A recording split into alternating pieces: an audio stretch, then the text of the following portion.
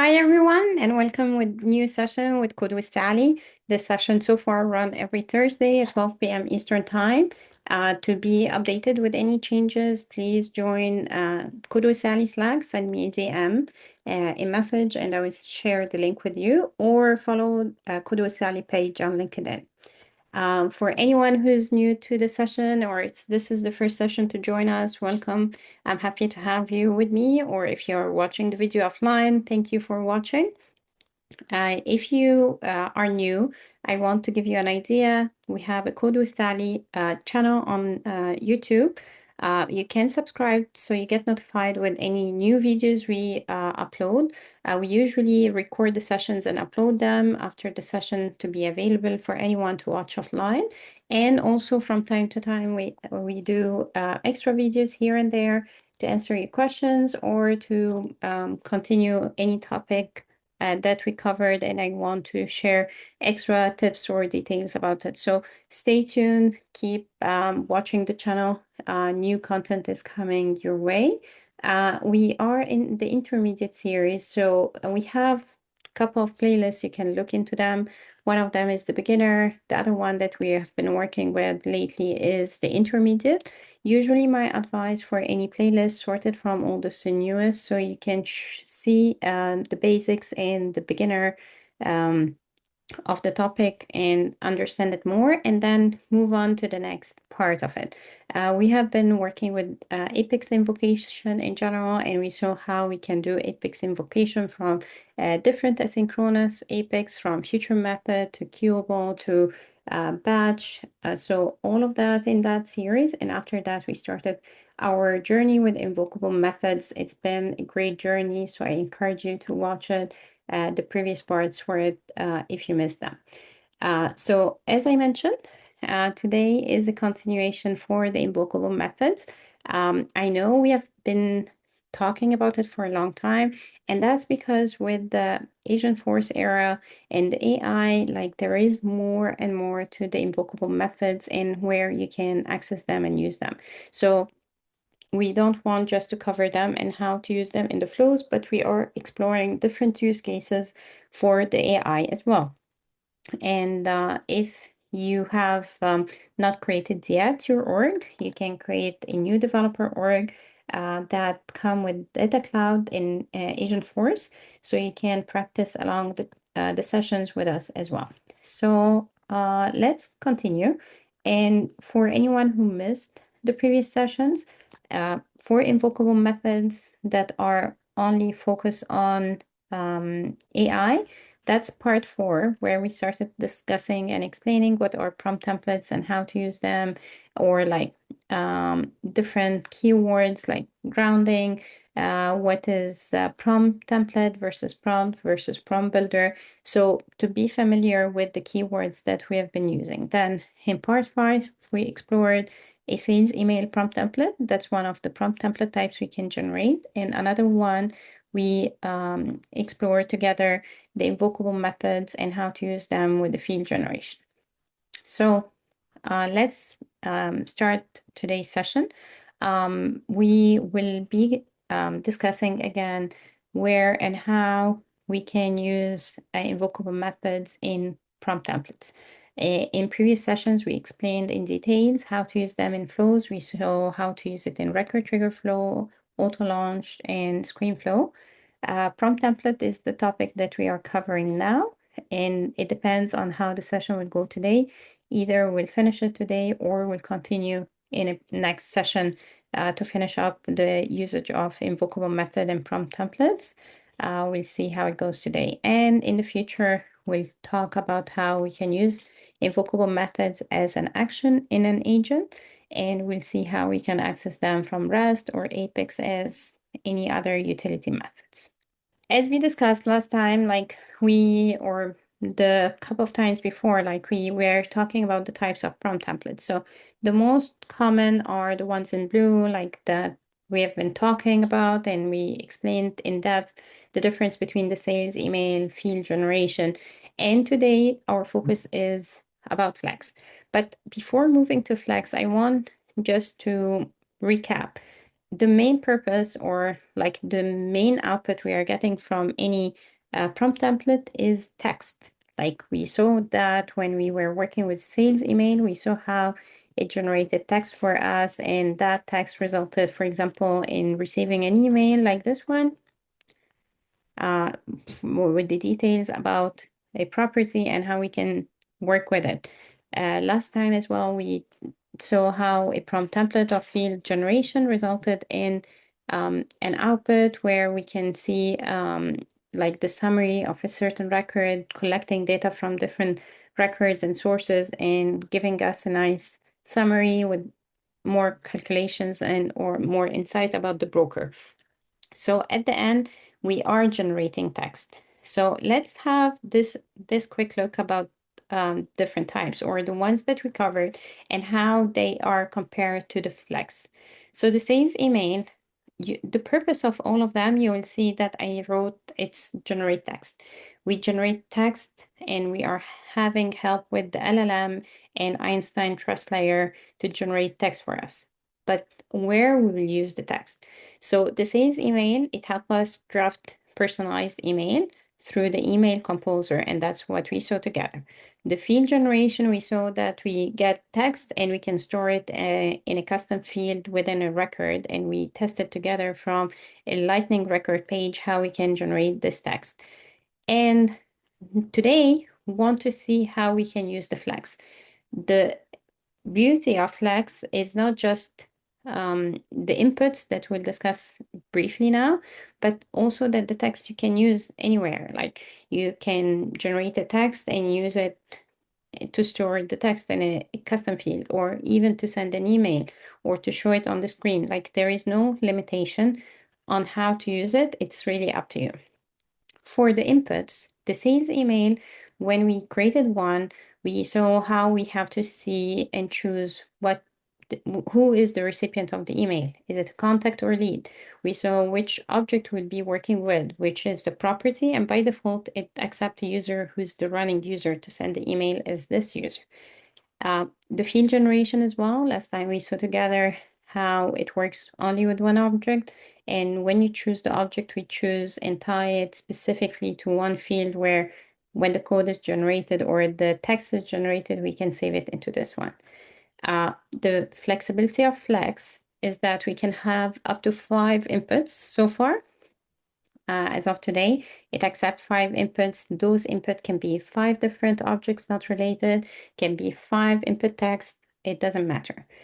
The other difference between Flex and the other templates is where we can use it from, the entry points. And I highlighted here in yellow the entry points we saw for each of them. Like for the sales email in the session, we saw how we can use the email composer to use the prompt template we generated to create us an email, formatted email, and that was generating a text that will use it for an email. But other than that, we can call it from a flow, from an Apex, from REST API. But so far, we explored together the email composer. For the field generation, we can use it, and that's the case we tried together. We tried from the record page. If you remember, we had the edit pen with the asterisks where you click on it, and then it generates for you the summary. If you like it, you click on use, and it saves the value in this field. The same as sales email, we can use it as well in Flow, in Apex, and REST API. We didn't explore those options. The flags, we don't have an out-of-the-box entry point. Like we don't have feature like the email composer. We don't have a feature like the record page to use flags. So flags is something where we have to rely on using the prompt from a flow, from Apex, or from REST API. For the purpose of this session, and we'll see how far we can go through the session, we will be showing through Apex. At some point, I'll create short videos for you to show you for each template how to use it as well from Flow, from Apex, REST API. That's for the sales email. And I will create short videos for you as well for the Flow, for the Apex, and REST API for the field generation. And for the flags, I will create a short video for you how to use it from a Flow or REST API. So you have like the option to see how to use it in each of those cases. And then depending on your project or where you need it, you can decide what's the best way for you to consume or to invoke the prompt template. The use case, like as you know, like for the prompt template, I love always to come with an idea. For the sales email, we came up with an idea for the property and sending an email with the related properties. For the broker, we came up with an idea for the field generation that we want to summarize the broker profile and save the results in a field. For the flex, I wanted to try something different. So for the flags, just to give you an idea how Code with Sally sessions run, after each session, I have to take the video, um, edit a little bit, add intro screen for it, an ending screen for it, and so on. And then after that, I have to write and think about what's the best title to use, the description for the video, which playlist on YouTube I want to add it, and prepare the social post like LinkedIn or Twitter to announce the new video. So it's pretty like time consuming for me, and it's taking a lot of time each week. So I said like, okay, what about I can use Agentforce and the prompts, Flex prompts specifically to create this package or these inputs for me. I may need to edit them or enhance it or change the word key here or there, but maybe it will be a starting point that will help me. So what I have in mind that I want to give my input because prompt template cannot know, for example, today's session is about what. So I have to write a session description and I have to give timestamps. When I edit the video, I check like what time do we move from one topic to another. So if anyone is watching YouTube, they can skip the areas that they are not interested in. So what if I give the prompt, my new description, my row timestamps, and then I can create in my org, for example, I can show you, I created here YouTube videos. I created just two objects. One is YouTube videos where I store the previous videos I had and what were their URL, and also for the playlist that I have and what's the description for each playlist. So I thought like, okay, I can give the prompt as well, the existing videos, existing playlist, and that will be through grounding, and we'll see today together. And I will ask the prompt to generate for me multiple outputs. What if it give me the YouTube title? What are the related videos? Because I may have hundreds of videos, and today's video is only related to the previous 6 parts of Invocable Methods. So I want help to get those details, for example, or to suggest which playlists, because I have multiple playlists, so I need help which playlist I want to keep it in. Also video description, hashtags, LinkedIn post, and Twitter post. So that's kind of the demo I want to show you. It's not 100% complete or ready for me to use it, and I'm not sure if I will spend the time to make it like perfect for me to use it on weekly basis, but it's nice to see how the output will be. So let me give you here an example. For example, I prepared a random text that I would be using for today's session. So I will enter what is the description for today's session. Randomly, I assume that maybe this will be the timestamps as if the session is done and I choose. And it's mainly about invocable methods. Invocable methods. And it's an English session. So I can click generate back. What will happen there that in the background, I'm calling from Apex, executing and invoking a prompt template of type flex. I'm passing for this prompt template the new video, the timestamp, the language and main topic, and it gets resolved, and we'll see how to build it together. It does grounding on Apex to get existing YouTube and videos, and it returned back for me the response, different values. and I'm just showing them on the screen. So here, for example, it tell me that I have, this will be part 7. The related videos are the other 6 videos we have with their URLs, the hashtags that I can use, the Twitter post that I can use, LinkedIn post, what are the playlists it's suggesting me to add, and a description including the timestamps formatted so it shows properly on YouTube.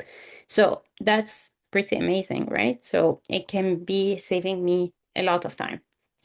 Now we want to see how we can do that, and we want to see how we can build something like this together. So first of all, like, what is the objects that I created? And I will be providing you those objects in GitHub for you if you want to work with them.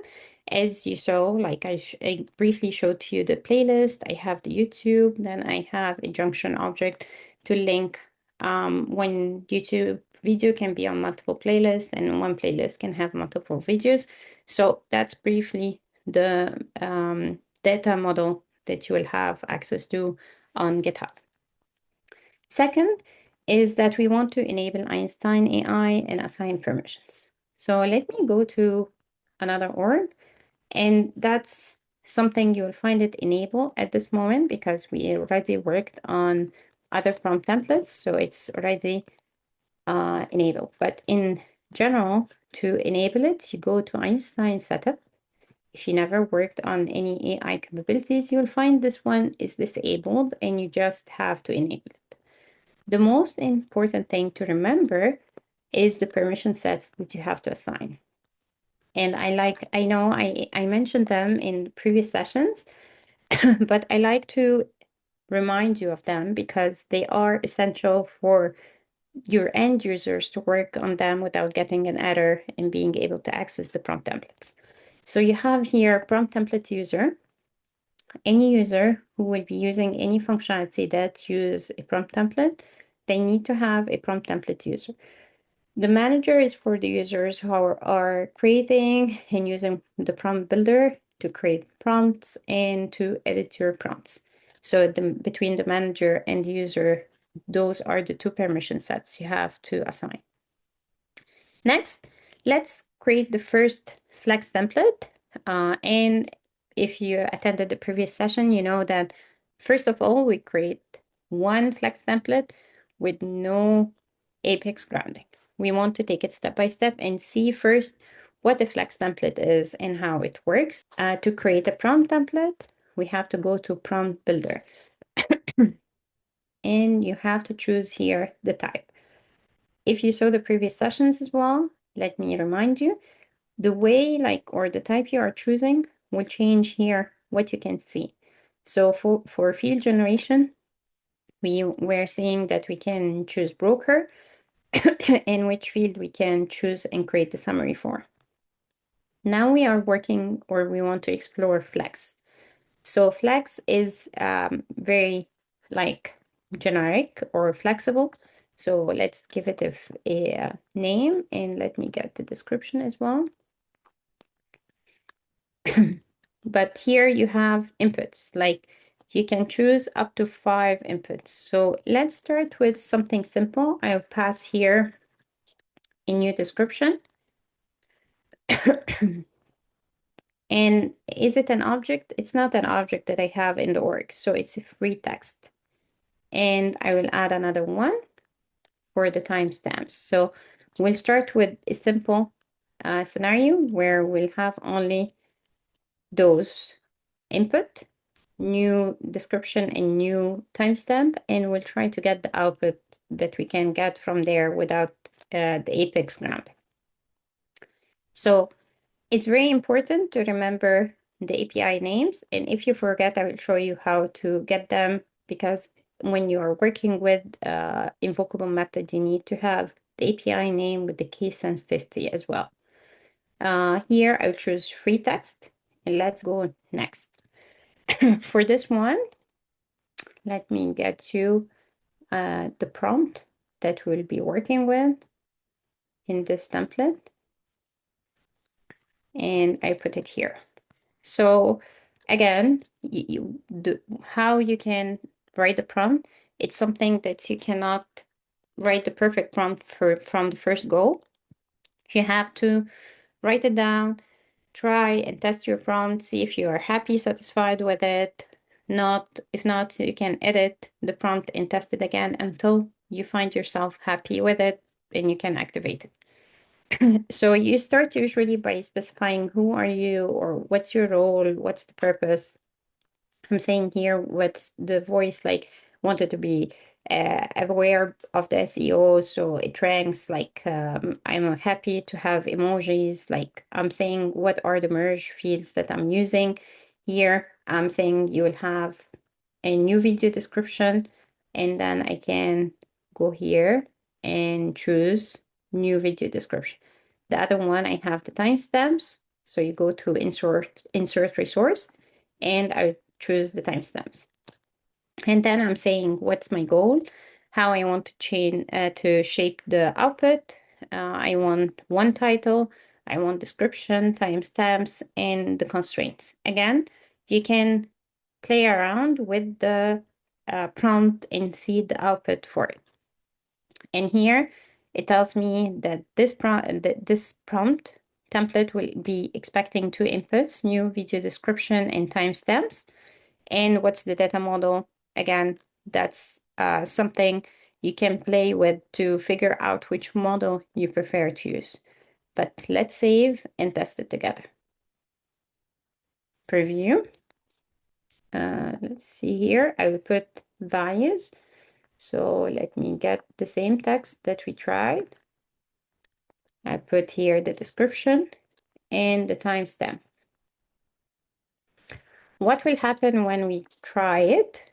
That Salesforce first will calculate or compute the resolve prompt. Resolve prompt is where like any merge field we have, whether it's a simple merge field, related list as we saw last time, or apex grounding, it will go and get the actual values from Salesforce. Then through Einstein trust layer, it does masking for the PII data, any personal information, and it send it to the LLM through the trust layer as well and get the response, demask it, and show you the response. So let's try this together. And now it will show me here, for example, that I have the new description. It replaced it with the input, the merge field, and this owned the description, then the timestamp, and it showed to me the values for the timestamps as well. New timestamps, and this is the input I entered. Then we see the output here. It's giving me the YouTube description and it's showing me the timestamps. Just a quick note, you'll see, for example, here, the title is starting with mastering flags, templates, and Salesforce. In my case, I prefer the title to match the previous. So for example, Salesforce Apex Invocable Methods, because we have a series of invocable methods. I prefer the title to match previous videos as well. And that's because, for example, you notice part one was a bit different in pattern, and that's because it's hard for me to remember what was my pattern. So maybe time to time it will change. I try to be consistent, but now if I ground my prompt as well with Apex, with the videos that are related to this video, and we return the list, it's easier for the prompt to give me a title that match my pattern. So that will be a better output from the one we have here. So that's something very important to remember. Grounding and getting data, whether from merge field, whether from Apex or flows, it helps grounding and making sure your output is more accurate. So, because otherwise, sometimes the LLM can cause hallucination. Like if I don't give proper prompt, proper data, it can generate random data. And we saw that together when we were working with the sales email. When we didn't ground, it started giving me values random, like it proposed related properties or similar properties that didn't exist. So that's what I wanted to show you, like how you can create a flex template and how we can test it from the prompt builder. So testing is very important, that you go and update the values, test it, and that's before even activating. I know when you activate, you will be still testing through where it will be used, but your first layer of testing is through the prompt builder. So you can tweak and change your prompt to the way you are expecting or you wish to have. I just want to note something. I didn't mention it before. You have to be very mindful and careful that once you created the template, as of today, there is no way for us to change the inputs. Like, for example, my final input, I want to pass as well. What's the language? Because I do videos with English and Arabic, and I want to say what's the main topic. So I get only the videos that match this topic. I added a field here on the videos saying what are the related topics, and I separate them with a comma. So I want, when I generate, I want to pass what is the main topic that I want to filter the videos with. Once you created the template, there is no way for you to go and say, okay, I want settings and I want to add an extra input or remove an input. I don't need it anymore. If you are in this position and you want to add extra input, as of today, you have to create a new template altogether. Like, you cannot edit the input parameters for a template once it's created. And that's something not just for Flex, it's even for sales email, field generation. But again, like, the field generation is only one input that you can choose. But for example, if you did a mistake and you chose broker and you meant property, you cannot go back and change it. You have to create a new prompt.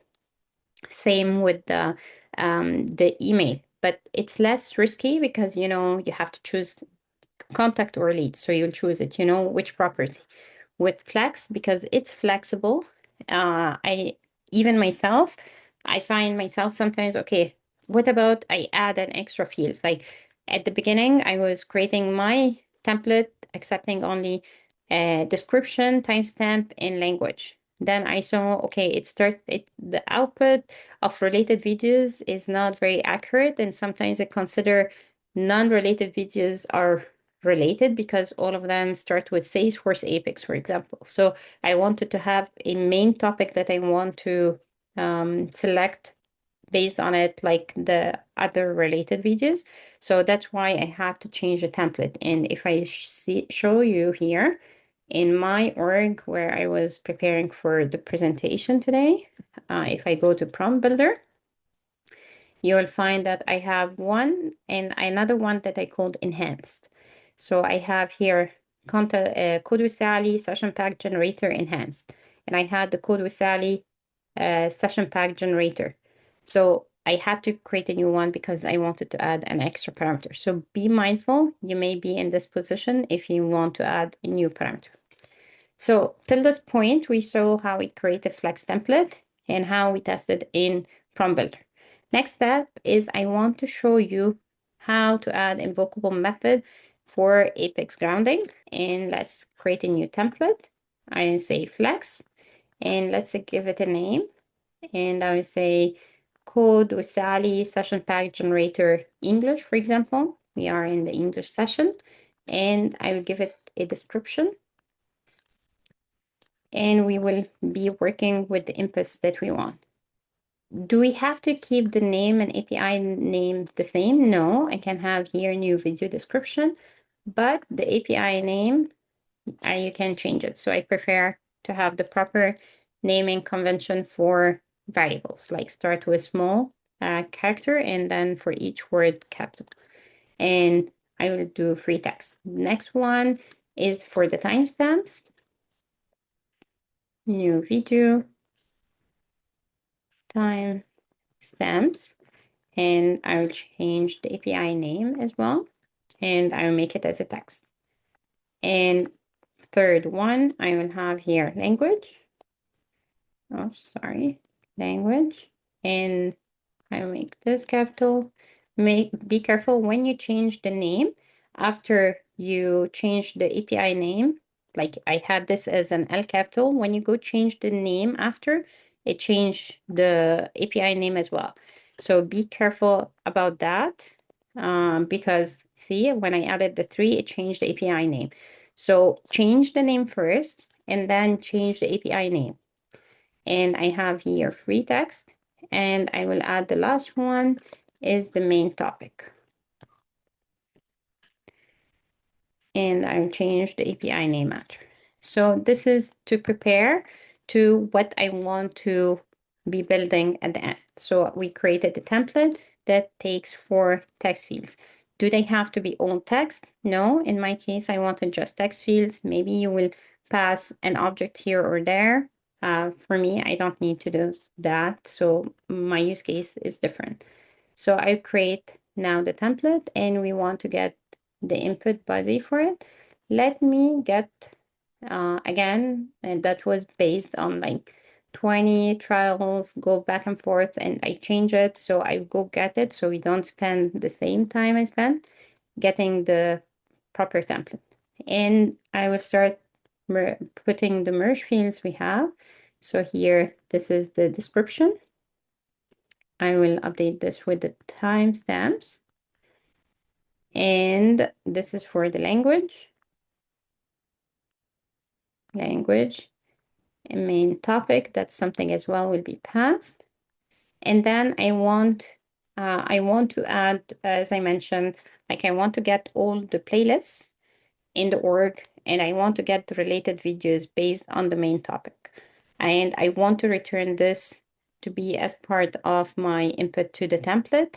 And again, it's all English wording, what I want to do, how to do the description. I want 5 emojis. I want 3 lines to do an introduction.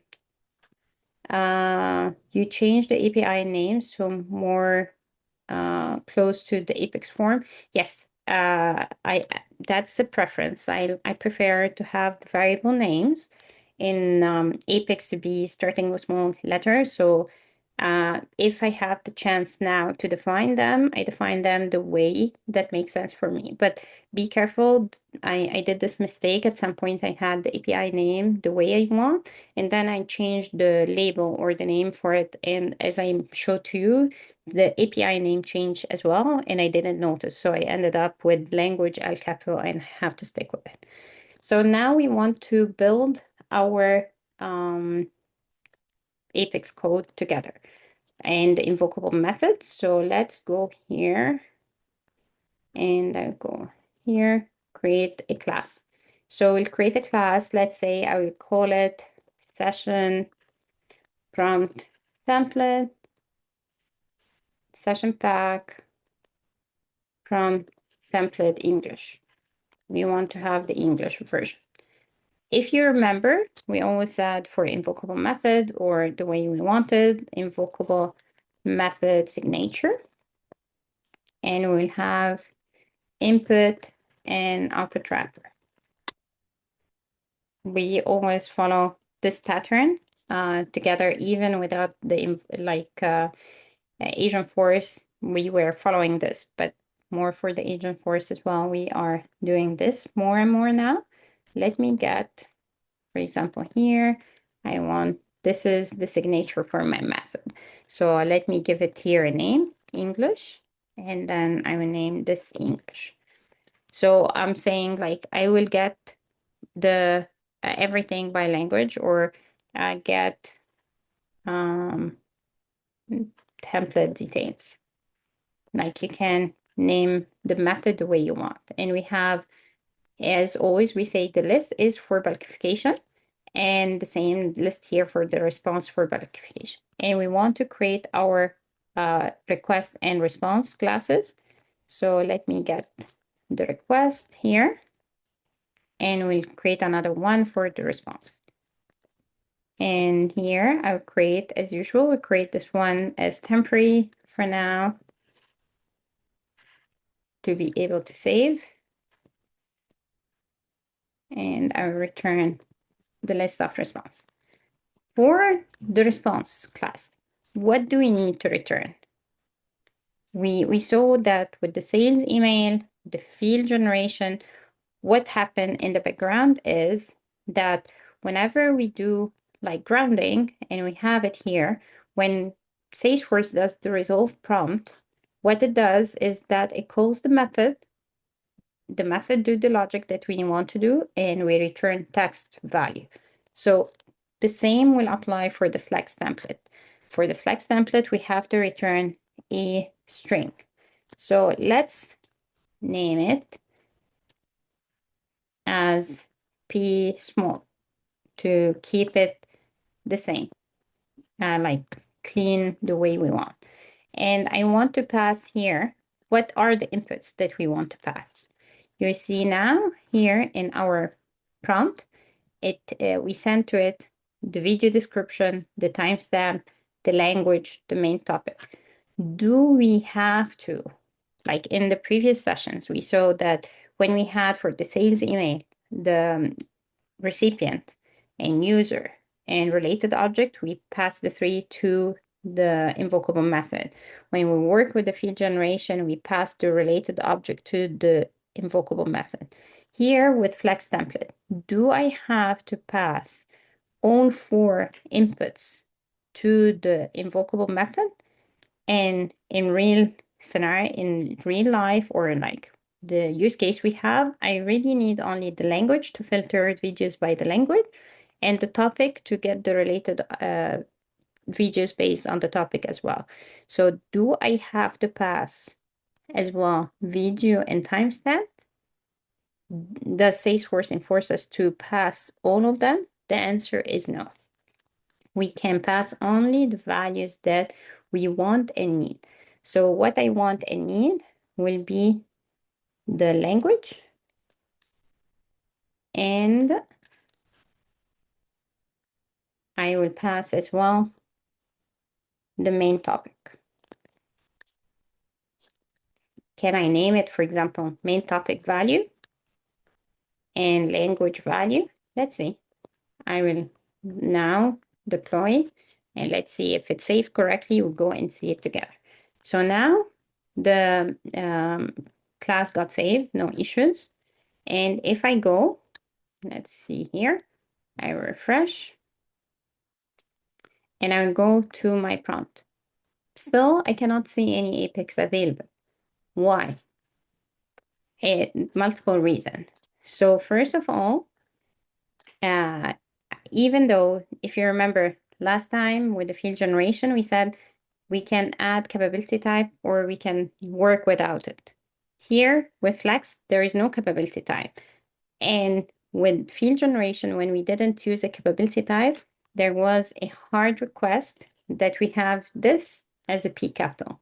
It didn't work without the P capital. So let me return this to language and this to main topic for now. And I'll keep this as P capital. I will save and let's see if we can see it. The language and main topic now match the prompt, like the API names. And sometimes like people say, how can I know the API name? You can see it from here, like new video description, new video timestamp, the language L small, main topic M capital and C capital, M small and C capital. Now, when I go, I can see now the English load video and playlist by language.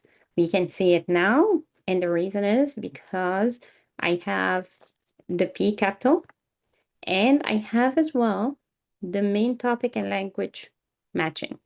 Last time with the field generation, we saw that the request, we were flexible. We could change the related object. We passed it as a broker object and it worked. Here, it cannot work unless your parameter match the value. So let me change this to value, language value. Now it's not matching the API name of the language there. So I will refresh and let's see. It will disappear. Like you cannot see it anymore. It's not available anymore. So that's something we have to be mindful with. Like even though you don't have capability type, but for you, in order to be able to use it, the parameters, you don't have to have all of them. You can have the ones that you are interested in the invocable method only. But if you have them and you add them here, they have to match the case sensitivity even for the field. So main topic, like I cannot change it to T small. Like we tried to change the name, didn't work. Even the case sensitivity is required. And that's based, I didn't see it in documentation because some people asked me, did you read it somewhere? No, I didn't read it somewhere, but I tried it. Like here, when I changed the capital T to small capital to small t, I cannot see it anymore. So it's more based on my experience to work with it and see how it works. So what I came up with based on my observation, there is no capability type. In the past, there was a capability type for the flex template. Not anymore. Salesforce removed it. And we have to pass the response as a P capital. The request, you don't have to pass all the values, but when the ones you pass, you have to match the invocable in the API value. And that's why, like I say, make sure that even if you change the name, if you put like API name, value, language, and then you go for the label and change it, that will change for you the API name. So you have to be mindful because otherwise you may be trying to use language L small and it became capital without you noticing. So that's something very important to be careful with. Okay, so I wanted to do an offline test with you all and see what's the output. So now I just created a simple, the invocable method we had, like simple with no logic. All what I did is I'm printing the main topic and the language passed. So those are the two parameters I'm passing right now, and I want to print them. So I tested that now, and I can see here I'm grounding the prompt with this method, and I can see that the main topic is patch and the language is English, no issues. So let me try something with you now.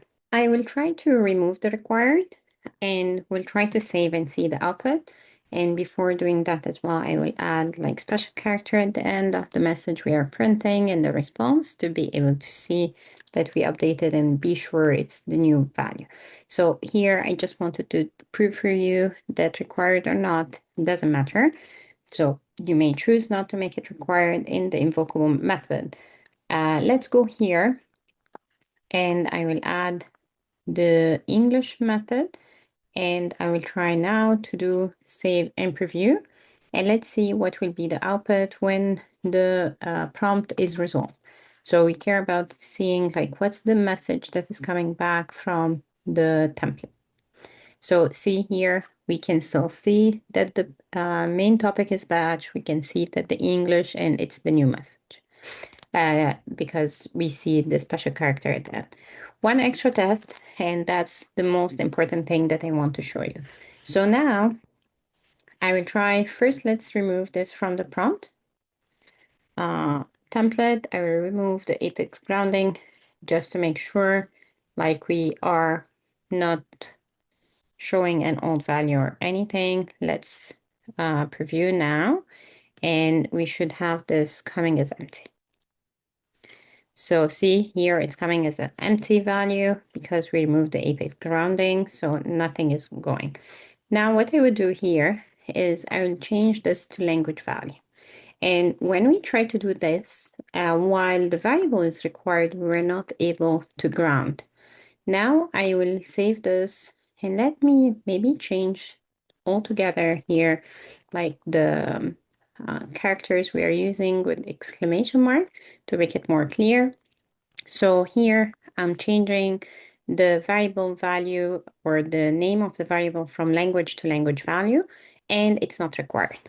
When it was required, when we used to refresh the page, and we were trying to find the invocable method to ground the prompt with, it wasn't working.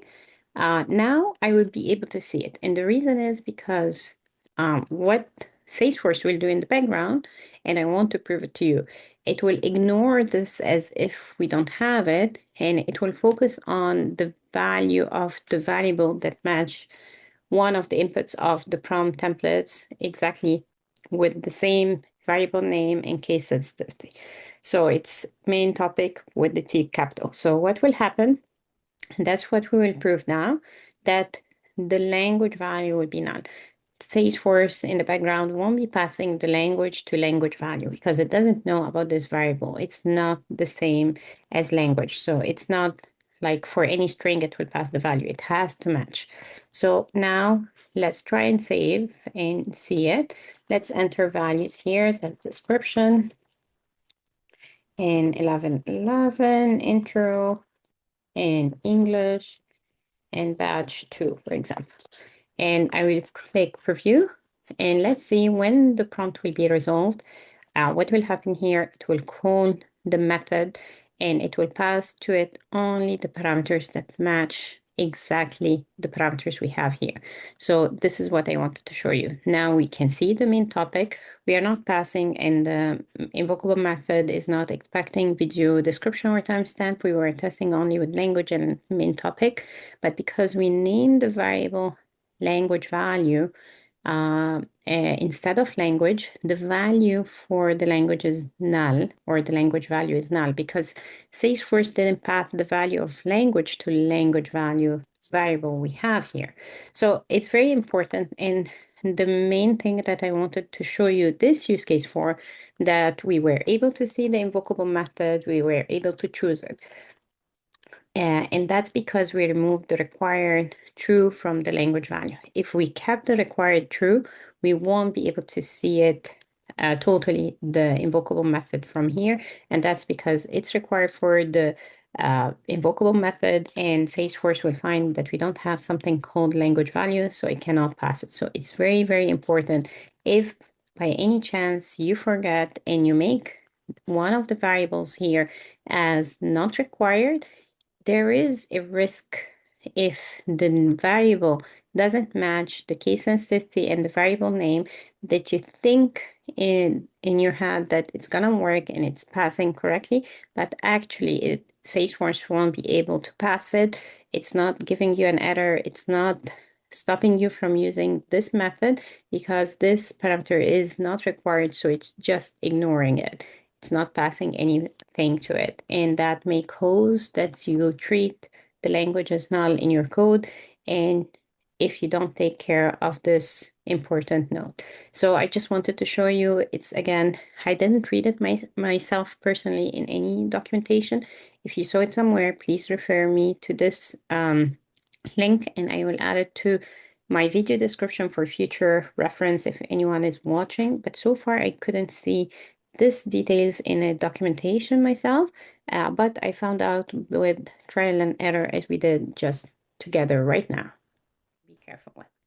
Now we'll go to the implementation. Like now we prepared and the invocable method is accessible. Like we can do grounding. If I do refresh again, we'll see the method. And we can do the apex grounding. Apex grounding is nothing. I didn't save. Let's see. First, let's save. Apex grounding means like I want to call an invocable method that will return a string and will put it as a part of my instruction or my prompt that will be sent to the LLM. So let's try here. I will remove this and I do my apex. Now, all what we need to do is form the text that will come back and be put here. And it depends on the use case and the scenario. We saw last time we were returning percentage, like we were calculating a rate and returning 2%, 3%, simple text. I didn't need to have a complex like format for it. In my case, and this is the use case we are trying to demonstrate today, I want to return what are the current playlists and what are the related videos, like the videos that match the same main topic and the same language.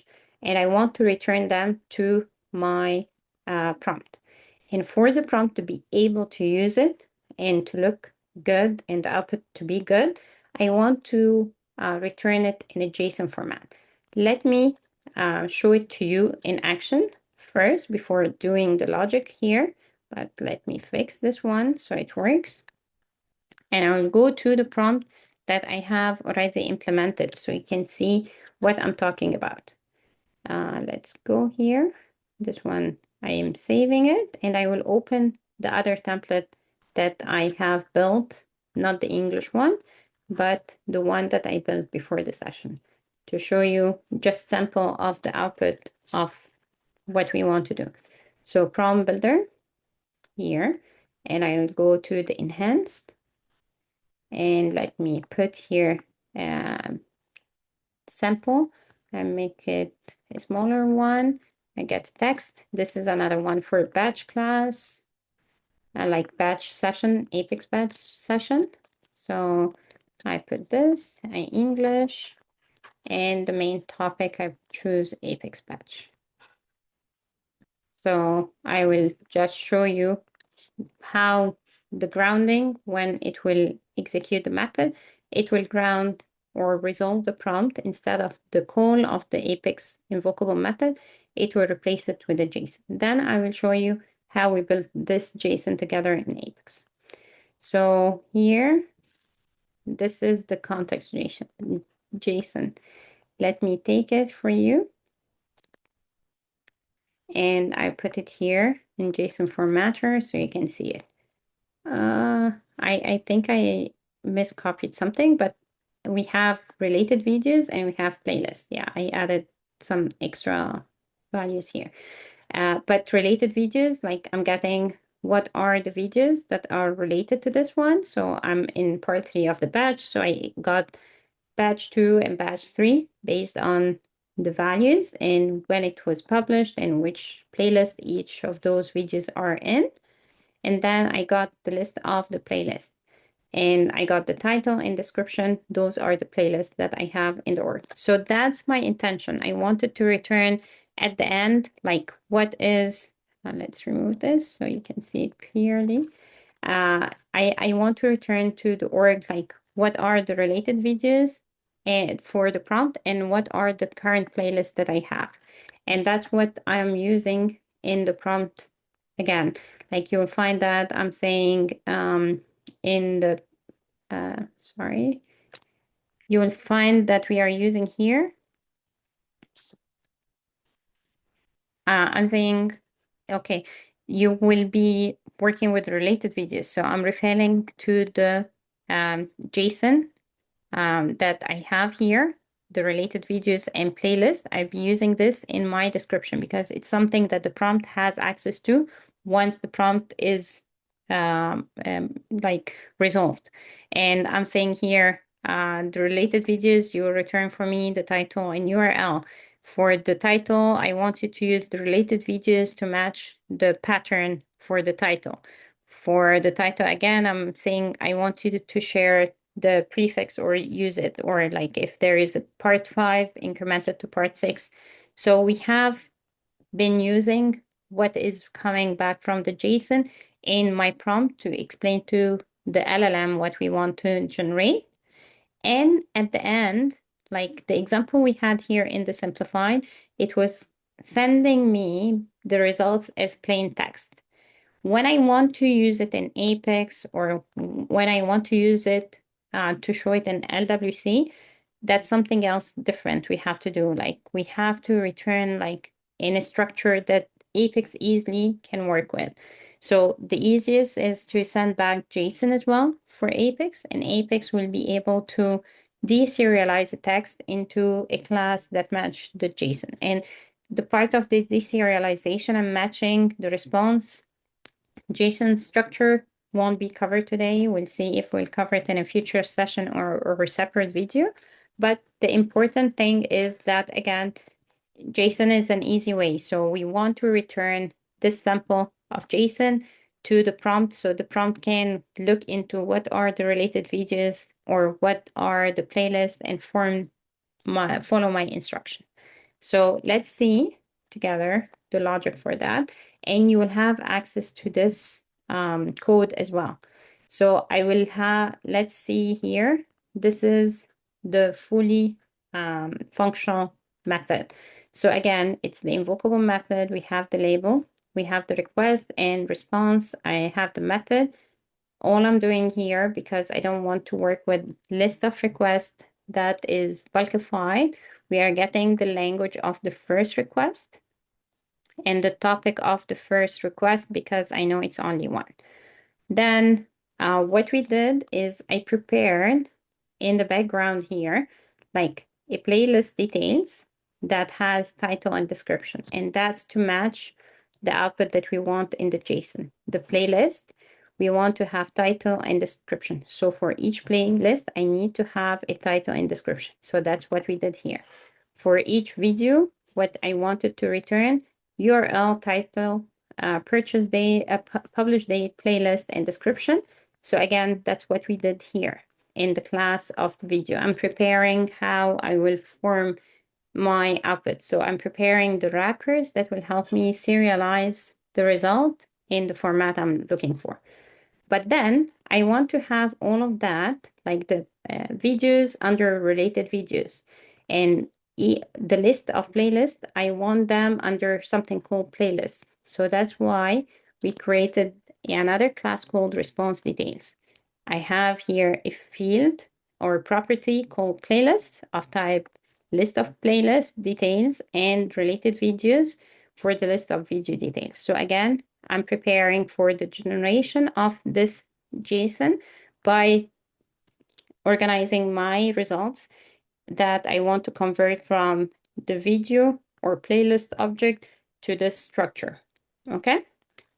So on what we did here, the response detail is the one that at the end will have what are the playlists and what are the related videos. So we created here an instance from it, and then we'll start filling the playlist for it and the related videos. All what we are doing here, you'll find it's simple. I'm passing what is the language, and I'm doing a simple so-called statement that I'm saying I want to get the playlist details that I want, where the language is matching the language value. And we did here for SOCO, like for each for SOCO, instead of getting the results in a list and looping through the list, I'm looping through the result of the SOCO directly. And all what I'm doing here is I'm preparing a list of the details and adding one by one. So I'm passing to a constructor the playlist, and this constructor is forming for me the values, taking from the playlist, the title, and assigning to the property title, the description, and assigning this for the description. And the same, we had another one for the videos. We got the videos that we want and their playlist. We used a subquery to get their playlist as well. And at the end, we are calling one by one, looping through them one by one and forming the videos. So again, just taking what we have in the object to the property of the wrapper class we have here. And we loop through the playlist, through the relationship here, and we added the playlist details or titles in the list of string we have here for each video.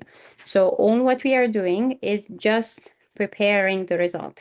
So we got the playlists, we got the videos, and at the end, I want to serialize the response details that has videos and the related videos and playlists in JSON. So that's only the logic like we did, like we got videos, we got playlist, we prepared the JSON that we want to return. What you can do within the invocable method, it's really up to you and based on the use case you want. Like last time we saw as simple as returning a single string, 3%. And we didn't have to create a wrapper or serialize the JSON. We returned just a simple string. Here, we had to return a more complex result because we wanted to get the videos and the playlist. Someone may say, okay, why would I have them in a single invocable method? Why I didn't create two invocable methods or two classes, one for the videos and one for the playlist and return them? You can do that for sure. I just chose to combine multiple data and show it to you in one go and to show you that you can benefit of the idea of having your wrapper class to collect multiple data from different objects and return it at once. But definitely, yes, you can split it into two if that's something you want to do. So yeah, at the end, when this will be resolved, it will resolve in the array, like the JSON sample as we saw here, and the LLM will pass it, like the resolve prompt will be sent to the LLM, and the LLM will return the result. The result we chose as well to return it as a JSON, and this was as an instruction that we have here, that I want to return it as a JSON. I want to return the results as a JSON, and I gave an example. What is the sample or the output JSON format that I want? Like I want the title, then a description, then the playlist as an array, linked post, Twitter, hashtag, CSV, comma separated or with the hashtag sign, and the related videos, and that's an array of type, like we'll have title and URL. And again, we did that because we will be consuming or invoking this prompt template from Apex, and I want to have a structure that when I receive it back in Apex, I can work with.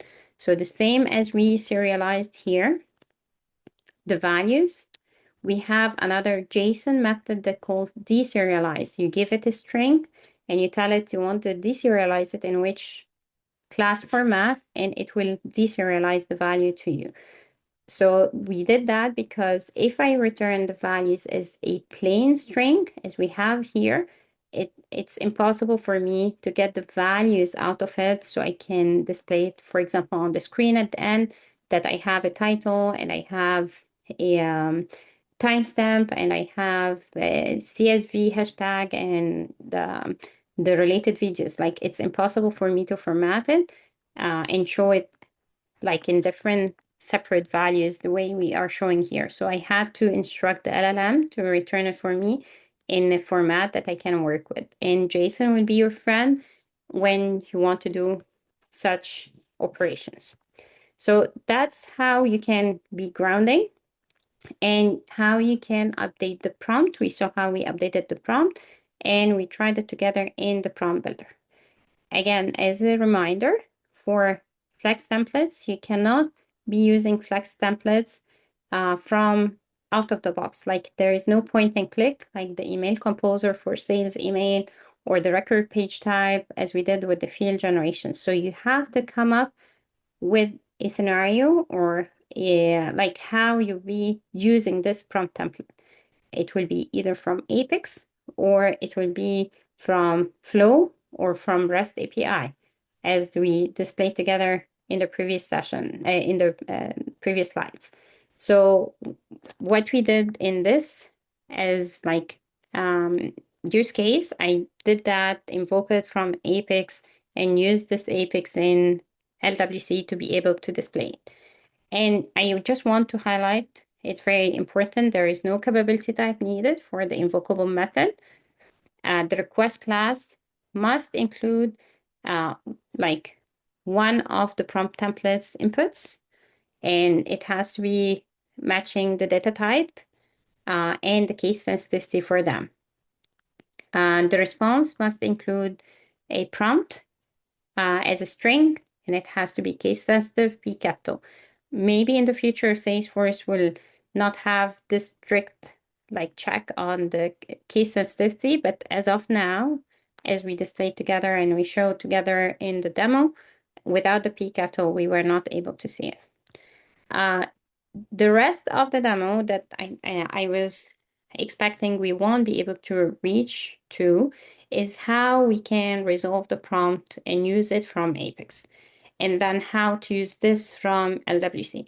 So thank you so much, everyone, for joining us today and for watching the video offline. If you enjoyed the session, please like and share and subscribe to the channel. I will see you next Thursday at 12 p.m. Eastern Time. If you have any question, reach out to me on LinkedIn or on Code with Sally Slack, and I'll be happy to help. Have a great day.